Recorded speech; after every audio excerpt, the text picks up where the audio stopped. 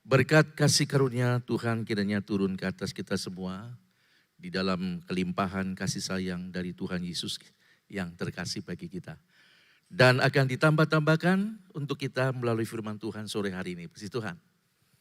Nah Bapak Ibu,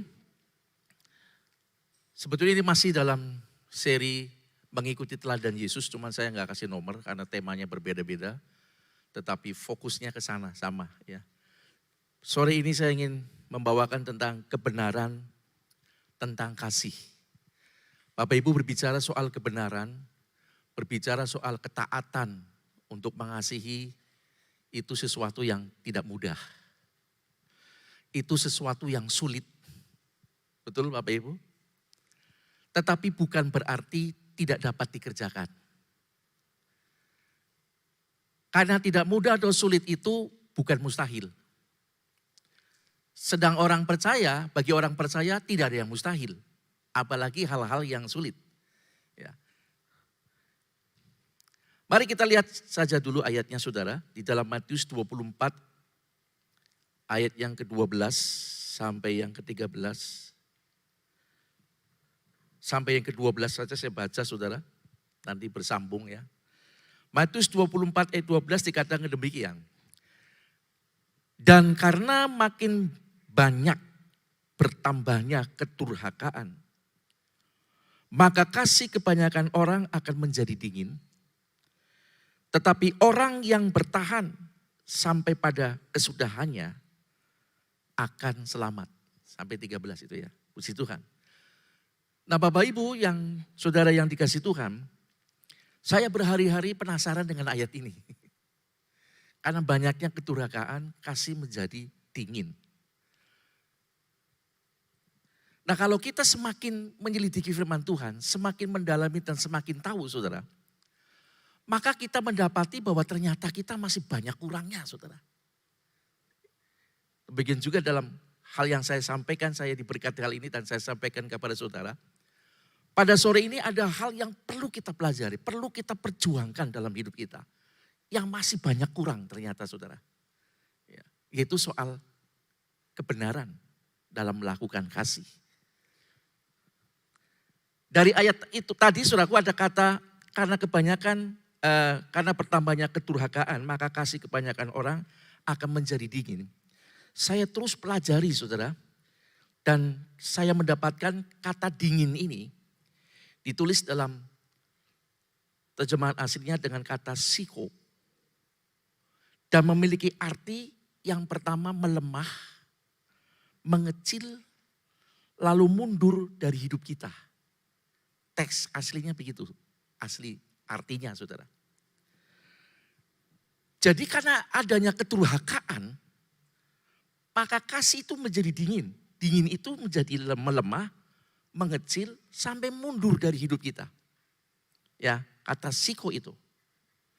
Jadi sebenarnya kalau tidak ada keturhakaan atau kita tidak melakukan keturhakaan, harusnya kasih kita semakin kuat, semakin besar, bukan mengecil, dan semakin maju dalam hidup kita, lebih dekat dan menyerupai Yesus. Harusnya seperti itu. Tetapi karena adanya keturhakaan, maka kasih itu jadi dingin, jadi melemah, mengecil, mundur, sampai hilang dari hidup kita. Nah ini yang berbahaya saudara. Saya berhari-hari mungkin berbulan ya, saya tekuni terus ayat ini, penasaran, saya kejar terus. Nah mari kita pelajari selanjutnya tentang tentang kasih dulu. Berbicara soal kasih saudara, ada hukum yang terutama dari seluruh hukum yang ada di dalam firman Tuhan. Hukum terutama itu adalah hukum kasih. Dan hukum kasih itu saudaraku, yang terutama ada dua. Kita buka saja Matius 22 ayat 37 dan 39. Firman Tuhan berbunyi demikian.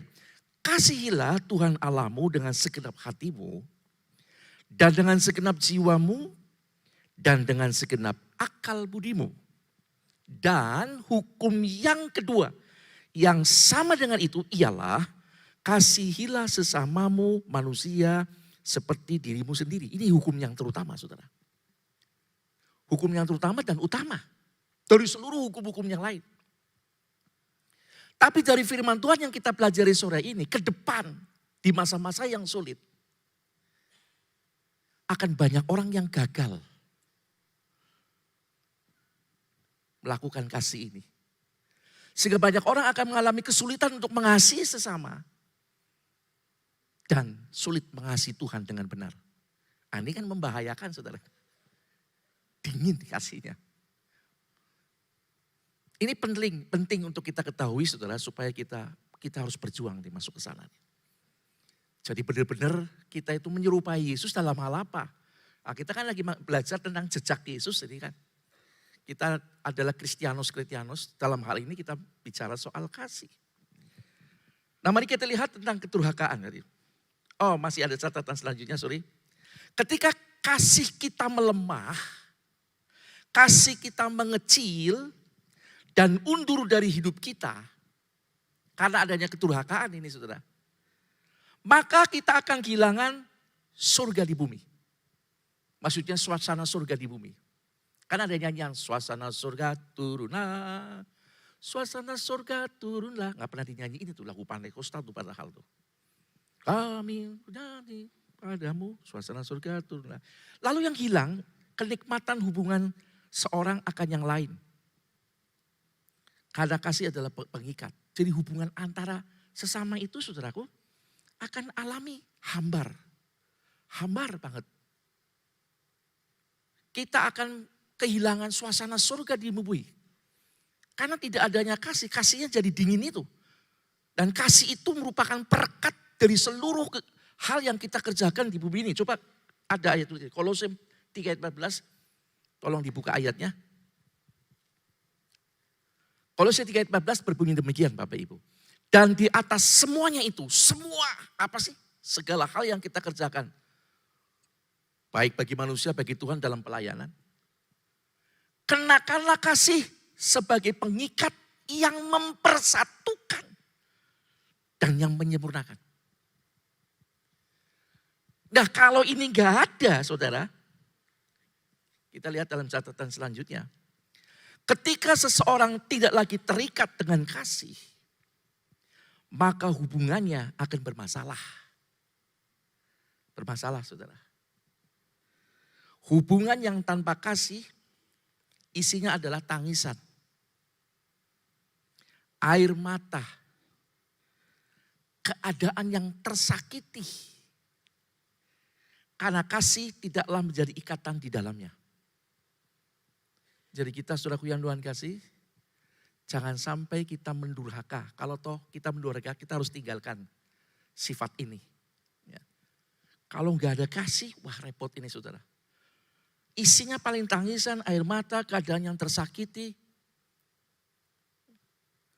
Dan tidak ada damai sejahtera.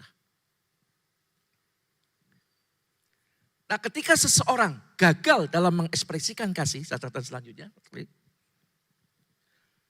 Ketika seseorang gagal dalam mengekspresikan kasih kepada orang lain, maka sebenarnya kita sedang melakukan pelanggaran terhadap hukum yang pertama dari Tuhan, saudara. Dan jika kita melanggar hukum utama, maka selalu akan menghasilkan hukuman yang utama juga tentunya. Dan itu dipandang serius loh sama Tuhan, saudara. Kalau sampai itu kasih kita dingin, wah sialat nih saudara. Karena durhaka sih ya, nanti kita bahas tentang kedurhakaan. Itu dipandang serius sama Tuhan. Coba di Wahyu 2 ayat 4-5. Jemaat Efesus kalau nggak salah ditegur sama Tuhan ini. Firman-Nya berbunyi demikian. Namun demikian aku mencela engkau. Jemaat Efesus dicela Tuhan. Karena engkau telah meninggalkan kasihmu yang semula. Kasih mula-mula yang betul-betul tadi. Sama Tuhan sepenuh. Sama sesama luar biasa. Terus sebab itu ingatlah betapa dalamnya engkau telah jatuh. Bayangin saudara. Serius tuh dipandang sama Tuhan. Kalau soal kasih ini tidak beres. Itu sama dengan kita telah jatuh. Jatuhnya bukan jatuh tok. Dalamnya engkau telah jatuh. Bertobatlah tuh ya. Dan lakukanlah lagi apa yang semula engkau lakukan. Jika tidak demikian, Aku akan datang kepadamu dan aku akan mengambil kaki dianmu dari tempatnya. Jikalau engkau tidak bertobat. Jadi satu-satunya jalan kita jangan sampai ada kedurhakaan dalam hidup kita. Ya, kita mesti hilangkan kedurhakaan. Kita mesti bertobat. Saudara, kali itu dipandang serius sama Tuhan nih soal kasih ini. Baik, sekarang kita lihat yang bikin masalah kan kedurhakaan. Ya. Kita lihat kedurhakaan. Dalam tulisan aslinya ditulis begini, anomia. Itu kata kedurhakaan. Artinya, serem saudaraku. Pelanggaran terhadap hukum kebenaran secara sadar dan sengaja. Ternyata yang namanya durhaka itu begitu saudara. Pelanggaran terhadap hukum kebenaran, firman kebenaran ini. Itu secara sadar dan sengaja. Nah banyak kali orang berpendapat, oh itu karena orang itu gak mau percaya Tuhan Yesus. Jadi durhaka. Atau orang ini gak ngerti firman. Enggak juga saudara. Sebab pada kenyataannya banyak orang Kristen ngerti kebenaran, mendengar firman kebenaran, ngerti, sadar, tapi tetap juga saudaraku dilanggar. Durhaka. Anomia. Ini arti yang pertama saudara. Ngerti soal kebenaran, paham, ngerti itu gak betul, ngerti itu salah. Tapi sadar, itu kan sadar, dia sadar. Tapi sengaja tetap disikat. Lihat saudara, betapa kita kadang-kadang kayak gitu tanpa sadar kan. Kita pikir kita biasa-biasa aja, gak taunya kita sudah durhaka. Skala kecil, besar dan sebagainya di mata Tuhan itu dianggap serius. Karena sadar, ngerti tentang kebenaran, ngerti. Tapi sengaja melanggarnya saudara.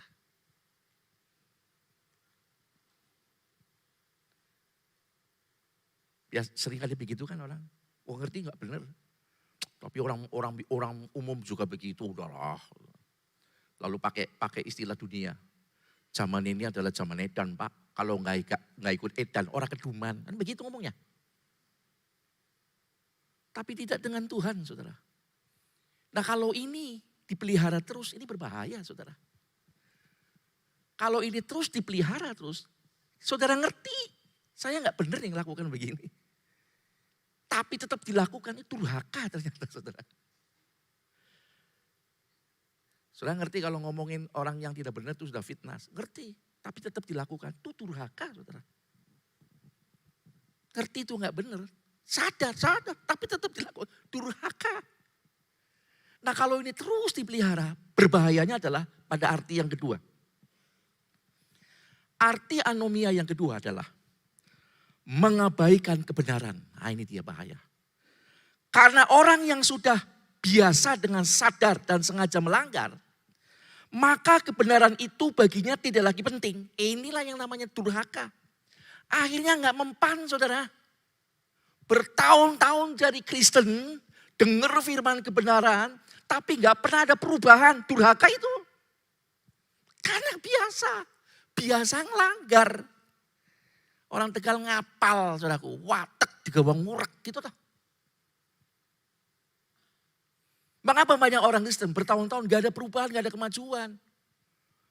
Sing tukang goro-goro terus. Sing tukang ngeciak terus orang jujur-jujur. Karena dia udah biasa. Orang terbiasa karena biasa. Akhirnya jadi karakter yang berbahaya. Ini kata anomia yang kedua. Kebenaran sudah tidak lagi penting buat dia. Kalau ada firman Tuhan yang ngantem dirinya, dia berkata, oh pinternya pendeta, ayat tidak bersabar, sekolah Alkitab ya wajar lah, pinter. Tidak mempan. Ini pada titik begini ini orang ini sudah tidak bisa diselamatkan lagi. Kalau sudah durhaka, itu endingnya apa saudaraku? Murtad. Murtad saudara. Lihat, saya tertembelak, kaget setelah saya pelajari. Wah ternyata saya masih jauh banget. Nah Nah, saya menyampaikan karena saya mendapatkan dulu, saudara. Ya. Mari kita sama-sama berjuang. Saya menyampaikan bukan berarti saya sudah sempurna. Tapi mari kita masuk kepada gereja yang sempurna. Sempurna di apanya, Pak? Dalam karakter Kristus, salah satunya ini. Gak mudah betul, tapi kita dalam kekuatan Roh Kudus, kita harus berjuang. Masuk ke sana, sedikit demi sedikit. Lah mau sempurna dari apa sempurnanya, saudaraku? Karakter Kristus, Kristianos itu yang kita ikuti. Jadi ini perjuangan kita bersama, saudaraku. Tidak ada satu orang pun yang bisa luput dari kelemahan ini. Tanpa sadar kadang-kadang kita lakukan itu. Sadar tapi sengaja melanggar. Ya. Kemudian karena sudah biasa dengan sadar dan sengaja melanggar, maka kebenaran apapun yang menembelak dia, firman keras kayak apapun yang menimpa dia, sudah gak mempan, saudara. Gak mempan. Dan tidak akan pernah berubah orang ini. Kalau sampai sekali lagi tidak berani dia mengubah untuk bertobat dan kembali kepada kebenaran firman Tuhan, tunduk, belajar kita tunduk kepada firman Tuhan. Memang penuh pengorbanan. Saya khawatir pada waktu saatnya gereja, pemisahan gereja. Dia salah satu orang yang akan murtad dan menjadi pengikut antikris. Berbalik melawan Yesus.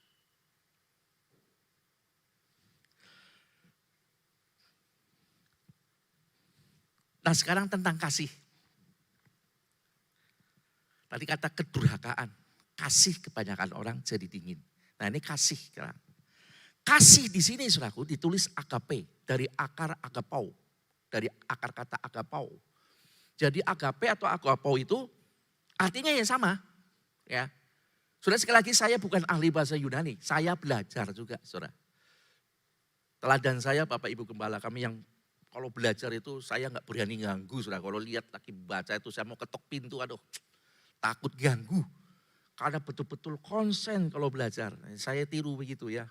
Total kalau belajar. Nah ini saya belajar menemukan ini dapat berkat kita saya bagikan. Kata Yunani agape atau agapau artinya mengundang atau menerima orang lain masuk dalam kehidupan. Tidak ada penolakan, yang ada adalah menerima tanpa syarat. Itu agape, saudaraku. Ini agape ini. Tetapi bagi orang yang durhaka, yang ngerti tentang kebenaran tapi sengaja dilanggar. Kasihnya menjadi mengecil, menghilang dari dia gak punya kemampuan saudaraku. Untuk bisa melakukan ini. Dalam kenyataannya kemudian, saya mau mengasihi kamu tapi harus ada syarat. Kamu mesti begini. Suami berkata aku mau mengasihi kamu asal kamu nuruti syarat saya. Padahal agape gak gitu. You mesti gini. Saya akan kasih kamu sebagai suami. Sebaliknya istri juga begitu. Saya juga mau melayani engkau. Asal ada apanya. Saudara apakah kasih seperti ini yang Tuhan mau? Bukan saudara. Enggak. Nah ini kasih yang kayak gini yang nanti di hari-hari terakhir. Masa-masa yang sukar. Yang akan digoncang ini. Menjadi beku, dingin. Yang seharusnya menerima orang tidak ada penolakan apapun tanpa syarat. Malah orang gagal dan berbalik saudara. Saya mau melakukan asal ada syaratnya. Membikin syarat. Gereja mau pakai saya melayani Wani Piro. Kan lama-lama begitu. Melayani gini saya gak dapat apa-apa loh. Kalau saya melayani di sana dapat duit. Itu lama-lama akan ke situ loh. Tapi puji Tuhan pelayan di sini. Gak ada kayak gitu. Pelayan-pelayan amin. Menang gak ya sih pelayannya?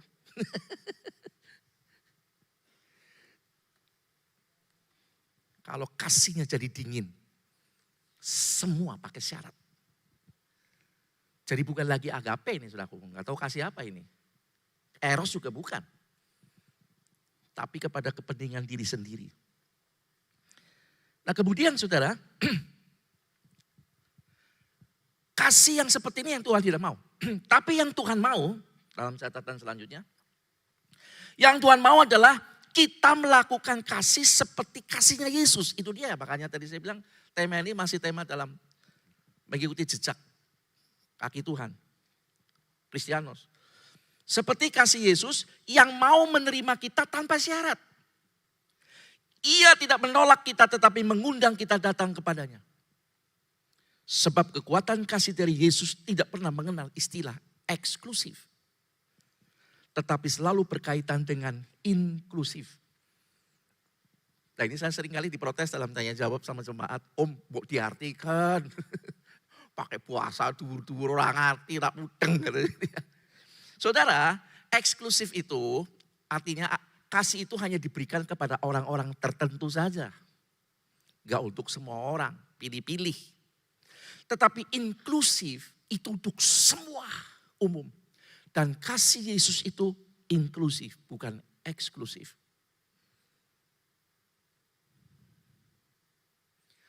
Menerima kita apa adanya. Tanpa syarat. Meskipun kita bobrok, dosa, pantas dihukum mati. Enggak layak, kotor. Tuhan mau terima. Belum pernah ada gitu, kasih di dunia seperti Yesus. Ini yang Tuhan mau. Jadi saya berkesimpulan, menjadi seperti Kristus. Salah satunya dalam karakter ini. Memang tidak mudah saudara. Tapi puji Tuhan, Dia mengirim Roh Kudus-Nya. Haleluya. Untuk memberikan kepada kita kemampuan. Jadi Tuhan ingin yang kita kerjakan kesungguhan melakukan itu. Hal-hal yang nanti kita gak mampu, Roh Kudus akan beri kita kemampuan. Jadi tetap yakin saudara. Kita bisa kalau kita mau belajar. Sedikit demi sedikit. Untuk kebaikan kita ke depan. Dan bertobat dari kedurhakaan. Coba direnungkan apa yang selama ini kita durhaka sama Tuhan. Sadar itu gak benar, gak alkitabiah, yuk tetap dilanggar, itu yang namanya durhaka. Nah, kita mesti harus sadari itu. Kita harus berjalan ke depan, mengikuti saudaraku kebenaran firman Tuhan. Ya. Kemudian pengertian agape yang kedua adalah menjamu. Saya bisa menjamu ya. Nah, ketika saya pelajari ini juga jadi berkat. Jadi bukti dari orang yang mengasihi orang lain bukan cuma menerima apa adanya, tetapi menjamu. Nah menjamu ini bukan selalu makanan saudara. Menjamu artinya memberi yang terbaik. Dalam menjamu pun prinsip kasihnya adalah kita tidak akan pernah memberi makanan basi. Artinya bukan yang tidak baik kepada orang itu. Tetapi memberi yang terbaik dari kita. Sudah diterima tanpa syarat, kita layani saudara. Yang terbaik. Kalau makanan bukan makanan basi, tapi makanan yang terbaik yang kita sajikan. Jadi dalam kita hidup itu kita harus terima apa adanya tanpa syarat orang lain. Lalu kita melayani itu orang. Yang terbaik dalam pelayanan saudara. Makanya doa pagi setuju saya saudaraku ya. Tugas tidak tugas pakai pakaian yang bagus lah.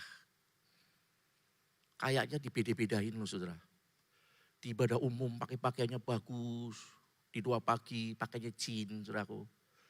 Ya, tahu jin bukan setan saudaraku pakaian jin itu. Baju letek-letek. Saya sering diganyami istri saya saudara. Mau doa salin. Galak saudara, perlu digalakin juga sih saya. Iya salin, pakai batik yang bagus. Memberi yang terbaik. Kalau datang sama Tuhan yang terbaik. Haleluya. Kalau pesta, lu ya apik saudara. Pakaiannya gembrenjeng. Cincin jari sing atine kosong pasagi kabeh saudara. Kalau ketemu, halo selamat malam, bagaimana kabarnya? Mau pamer tok saudara. Wajah yang jadinya polos, jadi penghijauan saudara. Sini hijau, sini merah, sini biru. Wah, pangling saya saudara kalau ketemu. Halo Om, aduh sesiapa ya? Pak ya pendeta kalau jembatan orang kenal. Ya orang kenal loh. Cemang-cemong beli karuan kayak gitu sudah. Menor sekali. Kalau jalan seperti toko emas berjalan, kerincang-kerincing. Tapi kalau ke gereja, enggak kayak gitu. Saudara. Ya toh? Saya kadang-kadang cemburu. Cemburunya kalau buat Tuhan kok emang kalau buat pesta, enggak ya. Sepatunya hebat temen. Kemarin gereja, jendiknya karton sepatunya. Waduh pipin. Kadang sendal jepit. Lalu ngomong gini, ibadah yang penting hati. Ya, pinter-pinter lah jawabnya. Bukan masalah pakaian dan ini. Tapi Tuhan bilang apa? Lebih baik ke rumah duka daripada ke rumah pesta. Nah loh gitu. Ya udahlah. Kedawan-dawan khotbahnya lalen. Jadi saudaraku yang Tuhan kasih menjamu itu memberi yang terbaik. Saudara. Tapi bagi orang yang biasa, ngerti tapi sengaja melanggar, durhaka. Kasihnya itu mengecil, menghilang dan pergi dari dia. Dia gak punya kemampuan saudara. Jangankan memberi yang terbaik, memberi asal-asalan pun gak mampu. Pada kenyataannya malah apa saudaraku? Beri kepada saya yang terbaik, mana? Bukan memberi yang terbaik, tapi dia malah minta diberi. Minta dipuji, minta diakui. Saudara, orang yang seperti ini adalah ciri orang yang sedang alami krisis kasih. Miskin kasih, saudaraku. Gak sanggup memberi yang terbaik. Menjamu.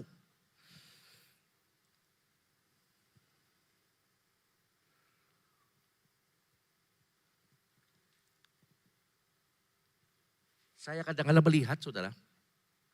Orang untuk pentas, saudaraku, untuk dunia nih. Mereka latihannya berminggu-minggu loh, saudara. Berminggu-minggu mereka latihan. Hanya untuk cuman 2 jam selesai. Yang fana. Tapi bagi raja di atas segala raja. Yang lebih dulu mengasihi kita. Latihan sejam aja ngenyang, saudaraku. Lagu biasa, latihan segala sih. Merasa pinter sih. Akhirnya salah-salah, saudara.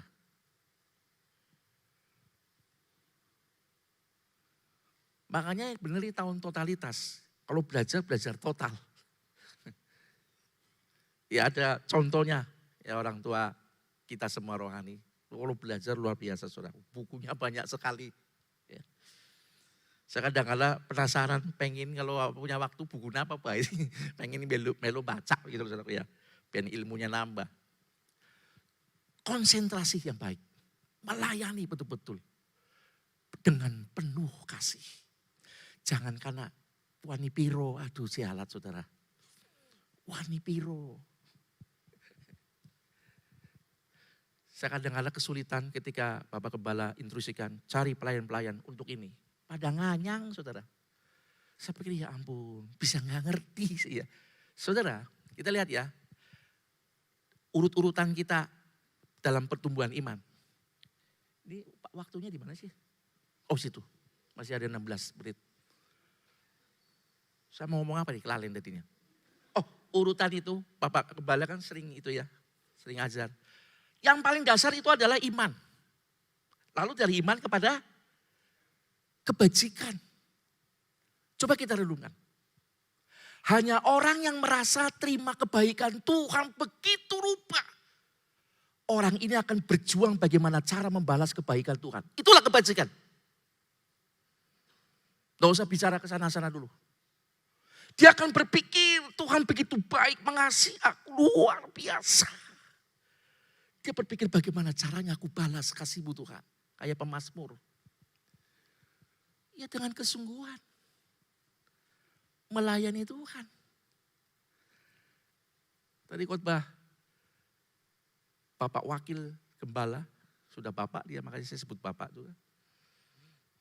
Mengajarkan itu total dalam segala kesungguhan. Sampai dikasih gambar itu orang apa namanya Yahudi. Bukan, orang Yahudi yang berdoa di Tembok Yeriko, ke tembok Yeriko. Tembok ratapan. Itu kalau doa saudaraku sampai. Karena dia mengalami kesungguhan. Dia yakin Tuhan punya perhatian. Dan memang Alkitab katakan bersoraklah. Tepuk tanganlah. Itu memang ekspresi kesungguhan untuk kita totality mengasihi Tuhan. Melayani Tuhan. Tapi kan sering, ya sekarang sih sudah jarang karena saya duduk di belakang jadi saya nggak pernah lihat. Dulu waktu diperbolehkan duduk bebas saya duduk di belakang. Ada yang kayak patung Yosudarso saudara. Menang. Mari kita pakai berdiri. Yang lagi loncat-loncat menang. Pegangan kursi. Duduk. Tapi kayaknya sekarang sudah nggak ada, puji Tuhan. Tidak ada amin berarti masih ada. Nah ini benar saudaraku. Setelah kita renung hubungannya kepada kasih. Kasih yang sungguh-sungguh itu ada ekspresi. Ya.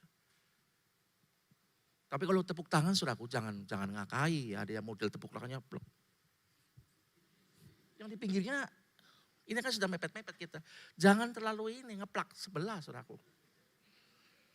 Ya. Ada juga yang kayak ngosok itu seluku.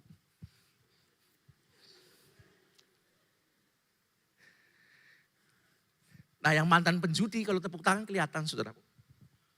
Haleluya. Ngocok kartu.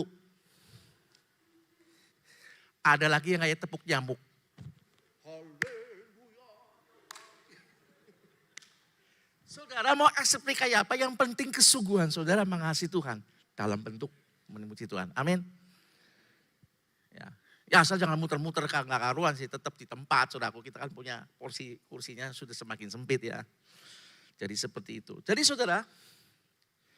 Kata agape ini adalah yang kedua itu menjamu. Atau artinya memberi. Kita lagi menjamu Tuhan. Menjamu yang terbaik.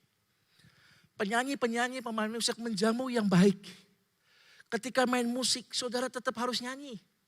Jangan orang tengah bilang cekatem, saudaraku ya. Main bass. Menglipet nyanyi, saudara. Apakah dengan saudara nyanyi lalu saudara salah mencet? Kan gak mungkin. Ya toh? Ikut nyanyi, menyembah. Bapak Gembala pun selalu memotivasi seperti itu. Itu namanya beribadah. Dengan kesungguhan hati kita. Nah saudaraku yang Tuhan kasih, tetapi sekali lagi orang-orang yang terbiasa mengerti tapi sengaja melanggar kebenaran firman Tuhan. Maka orang ini tidak akan punya kemampuan untuk menjamu yang terbaik. Dia tidak akan mampu memberi yang terbaik. Malah sebaliknya beri kepada saya yang terbaik. Ayo. Apakah itu dalam bentuk pujian, dalam bentuk pengakuan, dalam bentuk apa, pengen ini. Itu orang kayak gini. Sekali lagi, ciri khas orang yang alami krisis kasih. Ciri khas orang yang mengalami krisis kasih. Kemudian tentang kasih di ayat kedua itu, ini agape juga.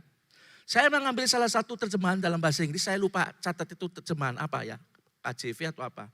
Kata kasih di sini dipakai kata charity, bukan love.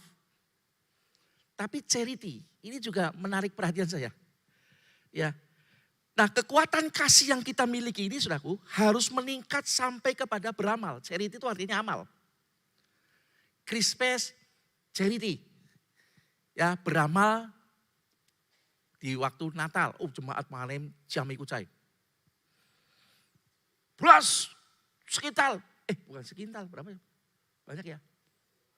Brek langsung saudaraku. Lengok, kerucuk-kerucuk mengalir. Bukan mengalir, pakai plastik maksudnya saudaraku. Cepet temen saudaraku. Sama ada orang bilang, loh saya belum ngasih loh Pak, udah penuh. Kalau mau ngasih yang lain. Beramal, charity. Nah kekuatan kasih yang kita miliki harus meningkat sampai pada beramal. Artinya memberi meskipun tidak mendapat balasan. Kita tidak menuntut balasan, karena kita tidak menuntut balasan. Tetapi menganggap selesai, tidak pernah kita ingat lagi. Jangan tersinggung jika kita berbuat baik tapi tidak dibalas. Saudara, jadi charity itu Agape itu kita memberi, beramal.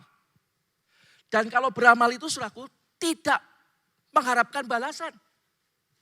Kayak kontaknya ya. Ngotol ngarep kon bales, itu namanya bukan charity saudaraku. Bukan. Tapi memberi karena ada sesuatu yang diharapkan. Tapi charity itu beramal. Kalau udah memberi sudah itu hilang. Sudah. Intinya adalah ketika saudara melayani dengan baik. Tapi kemudian saudara nggak dianggap. Ya udah nggak apa-apa. Itu amal saya kok. Malah dipakai ya sama saudara-saudara kita. Itu amal kita kok. Nggak usah tersinggung. Ketika saudara mengasihi seseorang, dibalas dengan tidak baik, ya udah nggak apa-apa. Itu amal saya kok. Saya nggak mengharapkan balasan. Dia balas syukur juga nggak masalah karena saya charity. Nah ini kasih yang benar begini, kebenaran kasih ini. Memberi. Dan dianggap ya udah nggak apa-apa. Saya charity kok, beramal. Selesai. Nah orang yang memiliki pemahaman ini kasihnya, kasih yang benar. Lurus saudara. Kenapa kadang-kadang kita memberi, kemudian kita jadi luka hati. Bisa orang ngerti ini ya. Orang ngerti sing ngeong apa ya. Kayak gedung yang lakat duitnya orang dadi. Ini bukan charity saudaraku. Ini bukan kasih yang Tuhan mau. Kebenaran kasih gak kayak gini. Tapi apa yang dia berikan, charity, amal, selesai. Itu Tuhan, hitungannya sama Tuhan. Diakui ngakui, selesai. Saya udah memberi, enggak akan ada tersinggung. Ini, kalau bukan Roh Kudus yang menopang kita gak mampu lakukan kasih seperti ini. Luka hati yang ada. Tapi inilah kebenaran kasih saudara. Jadi Bapak Ibu yang Tuhan kasihi, karena waktu nanti bisa bersambung lah ya, masih ada sebetulnya. Bila kita belajar tentang kebenaran kasih. Jangan sampai kasih itu menjadi dingin karena adanya pelanggaran, kedurhakaan kita. Yang melanggar kebenaran. Sengaja ngerti dengan sadar dan sengaja melanggar itu durhaka. Udah gitu kita mari saudaraku belajar takut sama Tuhan. Kalau itu memang firman Tuhan yang ngomong, mari kita kerjakan.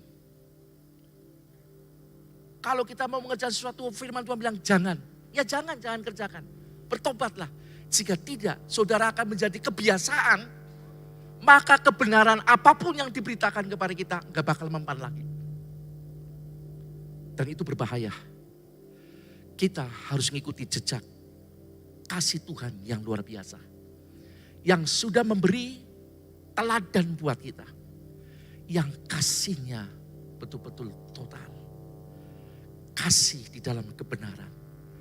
Dan tidak ada kasih yang seperti dia. Haleluya.